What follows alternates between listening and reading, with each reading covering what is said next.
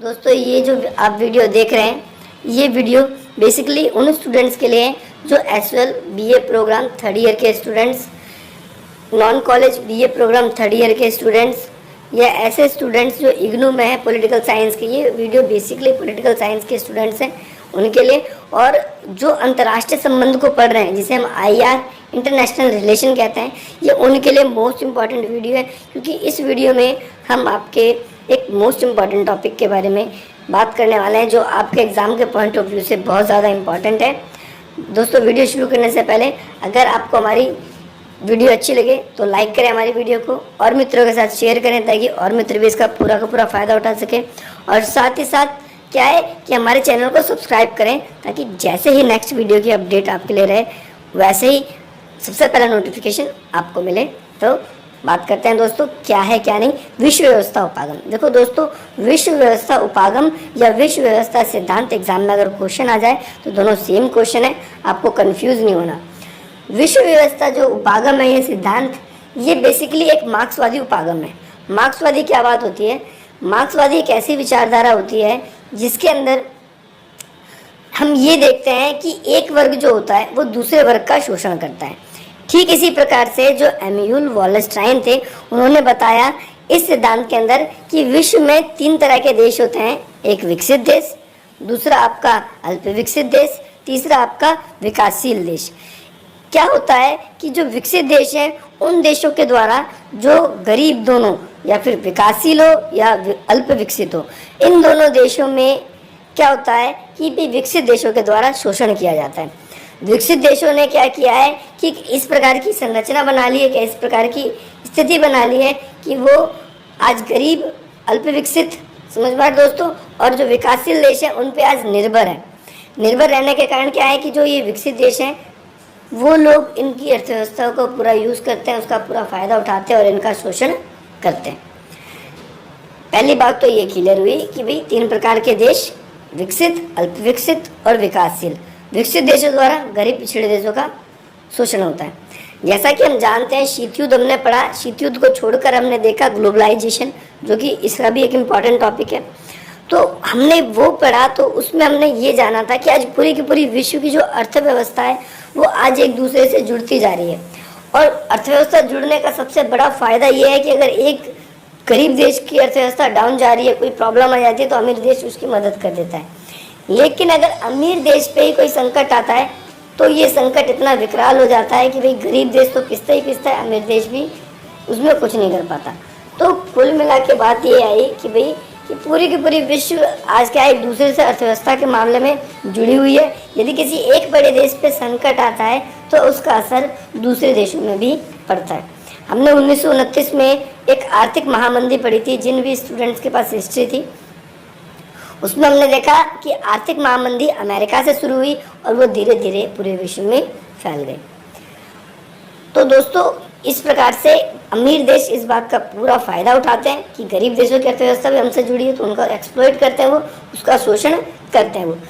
अब देखो, कुछ लोग कहते हैं कि भाई जो मार्क्सवादी विचारधारा के, वो लोग ये कहते हैं कि भाई जिन लोगों ने पहले पूंजीवाद को अपना लिया वो लोग कहते हैं कि इस वजह से हमारा विकास जो है वो गरीब अल्प विकसित देश या विकासशील देशों से बेहतर है। कुछ विद्वानों का ये मानना है कि हमने जो है पूंजीवादी व्यवस्था को पहले अपनाया, इसीलिए हम क्या है कि अल्प विकसित और विकासशील देशों से आगे चल रहे हैं विकास की गति में। लेकिन मार्क्सवादी विचारधारा के जो लोग हैं वो कहते हैं कि भाई इन्होंने ये पहले अपनाया, चलो ये ठीक है, माना, लेकिन क्या होता है कि इन्होंने इसी के साथ साथ कई देशों को अपने गुलाम और अपने उपनिवेश बनाए। गुलाम बनाने के बाद, साम्राज्य विस्तार करने के बाद उन्होंने क्या किया, साम्राज्यवाद के बाद, तो उन्होंने हमारे देश से जो भी चीज़ें, कीमती चीज़ें थी, उन सब का एक्सप्लॉइटेशन करना शुरू कर दिया और धीरे धीरे वो हमें निचोड़ते चले गए एक तरीके से, तो हम लोगों का शोषण करते चले गए। आज वर्तमान समय में जो पूरी की पूरी पूंजीवादी व्यवस्था है वो क्या कर रही है, वो गरीब अल्प विकसित देशों का शोषण कर रही है। देखो दोस्तों, हमने जैसे ही बताया कि भाई हम आज मेनली एम्यूल वॉलस्टाइन जो है उसके विचारों को पढ़ेंगे, तो उन्होंने अपने विचार जो विश्व व्यवस्था सिद्धांत पे दिए हैं उसको समझने के लिए उन्होंने एक बुक लिखी थी जो बहुत अच्छी बुक थी, जिसका नाम था the rise and future demise of world capitalist system concept for comparative analysis. आप इसको लिख लेंगे क्योंकि ये आपके आंसर को बहुत बेहतरीन बनाएगा, जिससे कि टीचर को भी लगेगा कि बच्चों को कुछ एक्स्ट्रा भी नॉलेज है। वो टीचर, देखो दोस्तों, अगर आप अपना आंसर लिखते हैं तो टीचर इस बात पे ही देखता है। देखो उत्तर सभी लिखते हैं, लेकिन अलग बातें और कुछ चीज़ें ऐसी जो टीचर ही बताता है, तो वो ये बुक के नाम है, ये आपके आंसर को 4 चांद लगाएगा। आप इसको अच्छे से लिख लेंगे। अब बात करते हैं हम वॉलस्टाइन के जो सिद्धांत थे।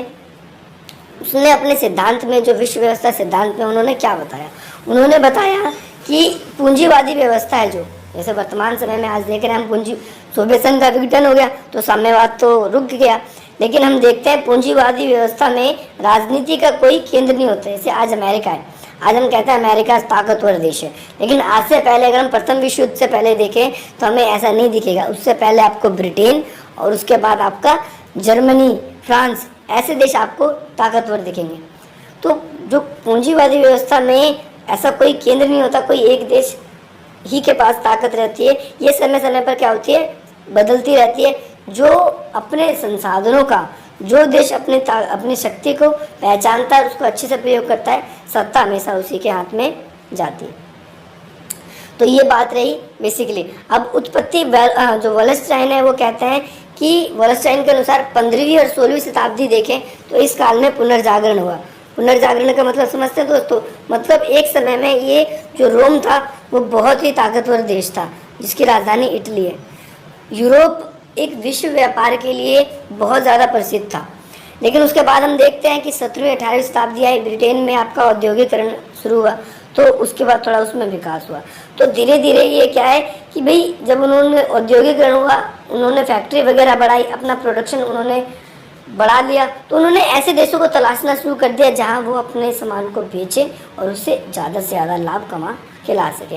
तो ऐसे में उन्होंने क्या किया, धीरे धीरे देशों को गुलाम बनाना शुरू कर दिया। और गुलाम बनाना जब से शुरू किया, जब से ही क्या हो गया कि आपकी पूरी की पूरी विश्व व्यवस्था वहीं पर ही चल गई कि एक ऐसे देश जो कि अमीर बन गए उनका शोषण करके, और दूसरे देश जो कि गरीब रह गए। इसकी संरचना के बारे में जैसे मैंने आपको शुरू में ही बताया कि इन्होंने विश्व व्यवस्था सिद्धांत के, अपने सिद्धांत के अंदर 3 तरह के देश बताए। अभियंतर देश, जिसे हम केंद्रीय देश भी बोलते हैं, या अंग्रेजी में हम उसे कोर बोलते हैं, कोर कंट्रीज। दूसरे नंबर पे आपकी परिधि देश, जिसको हम हिंदी में परिधि ही बोलते हैं, और इंग्लिश में हम बोलते हैं इसको पेरिफेरी कंट्रीज।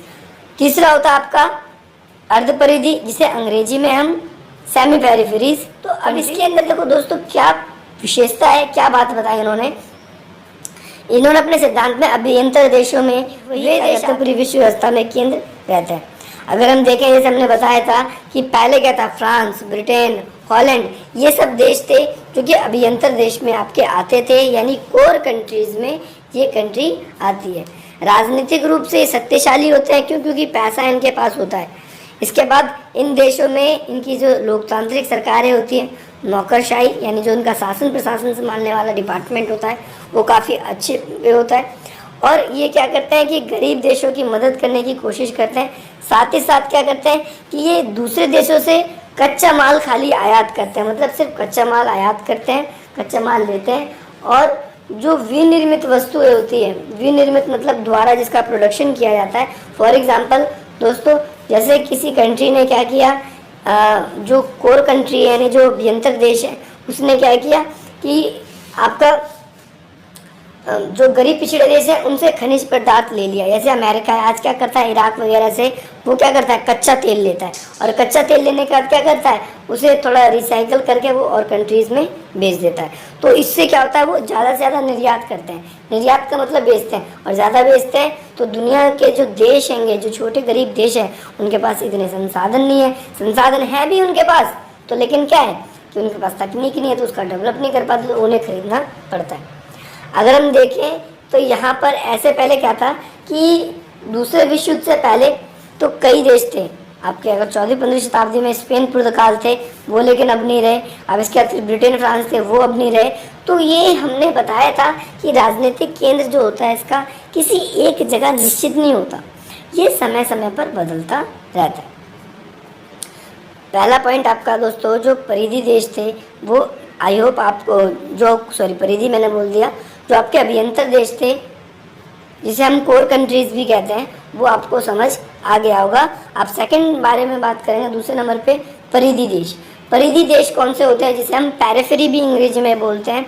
इसमें क्या होता है, ज़्यादातर एशिया, अफ्रीका और लातिनी अमेरिका क्या है, उसके देश के आते हैं, लोग आते हैं या उस देश के सदस्य आते हैं, वो देश आते हैं। इसके अंदर कौन कौन से देश बताए हमने, एक तो एशिया, अफ्रीका और लातिनी अमेरिका, यहाँ के देश इसके अंदर आते हैं। और इन देशों में क्या है, आर्थिक और राजनीतिक नज़रिए से हम देखते हैं कि ये कोर के मुकाबले कमज़ोर होते हैं। और यहाँ पर क्या है कि इन्हें कच्चा माल बहुत होता है इन देशों में। जैसे भारत है, भारत में आज कच्चे माल की कमी है, दुनिया भर का कच्चा माल है। अफ्रीका में बहुत से देश ऐसे हैं जहाँ पर कच्चे माल की बहुत अच्छी प्रचुर मात्रा है, बहुत अच्छा पाया जाता है। लेकिन क्या होता है कि वहाँ पर पर्याप्त तकनीकें नहीं होती, जिसके कारण उनका जो केंद्र होता है वो कमज़ोर होता है। ठीक है, वो हो सकता है विदेशों के अधीन। जैसे भारत ही देख लो, भारत में भिलाई बोकारो इस्पात संयंत्र जो है ये आज भी विदेशी रूस की सहायता से चलाए जाते हैं। तो मतलब क्या है, देखो कोर कंट्री आज क्या कर रही है, आज हमारा एक्सप्लॉइट कर रही है। वो कहने के लिए तो तकनीक अपने दे रही है हमारी इंडस्ट्रीज़ को चलाने के लिए, लेकिन फिर भी क्या होता है कि फिर भी एक तरीके से वो हमारा शोषण कर रही है। बात करते हैं दोबारा पॉइंट पे आते हैं दोस्तों, हम परिधि देशों के बारे में बात कर रहे थे। जो परिधि देश में हमने बताया कि ये कच्चा माल बहुत ज़्यादा मात्रा में दूसरे देशों से लेते हैं। और साथ ही साथ क्या होता है कि कच्चा माल इनके देशों में भी बहुत पाया जाता है, लेकिन ये क्या होता है, इनके पास अच्छी तकनीकें नहीं होती। अच्छी तकनीक नहीं होती तो भैया वो उन्हें दूसरे देशों से विनिर्मित वस्तु खरीदनी पड़ती है। फॉर एग्जांपल जैसे कि कोर कंट्री अपनी विनिर्मित वस्तु बेचती है और कच्चा माल खरीदती है। ये देश क्या करते हैं, कच्चा माल है लेकिन विनिर्मित वस्तु जो है वो खरीदते हैं, जिसके कारण क्या होता है, देश का ज़्यादातर पैसा भाव होकर दूसरे देशों में चला जाता है। और दूसरे देशों में जब पैसा भाव होकर चला जाता है तो वहाँ पर क्या आता है कि आप अब देख सकते हैं कि ज़्यादा नहीं हो पाता वो। और इसके बाद होता है आपका अर्ध परिधि। देखो परिधि देशों में दोस्तों ऐसी कंट्रीज आती है जो ज़्यादा जिनका विकास ही नहीं हुआ, बिल्कुल ही नहीं हुआ। परिधि अगर आप एक सेंटर पॉइंट बनाओगे तो वो केंद्रीय राष्ट्र है, उस पर एक सर्कल करोगे तो अर्ध परिधि में, और उसके बाद भी एक सर्कल करोगे तो वो परिधि राष्ट्र है। तो बिल्कुल भी जिनका विकास नहीं हुआ है